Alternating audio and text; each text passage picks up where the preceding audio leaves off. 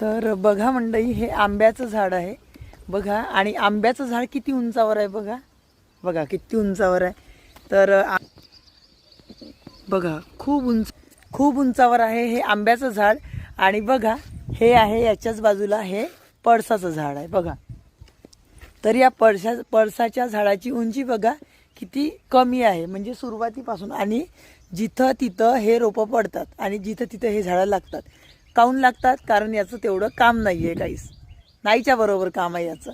आणि राहिली गोष्ट या आंब्याची, तर याला फळं लागतात. तर म्हणून हे झाड उंचावर बसलं आहे, म्हणजे येणाऱ्या जाणाऱ्यांनी कोणीही याचे फळं सहसा याला तोडता आले नाही पाहिजे, यासाठी हे उंचावर गेलेलं आहे झाड. बघा निसर्गाची सुद्धा कशी देण आहे बघा. ज्या झाडाचं काही मोल नाही त्याला जागोजागी लावलं आहे आणि त्याची उंचीही कमी आहे. पण ज्या झाडाचं मोल आहे तर बघा ते अशा प्रकारे त्याची उंची आहे.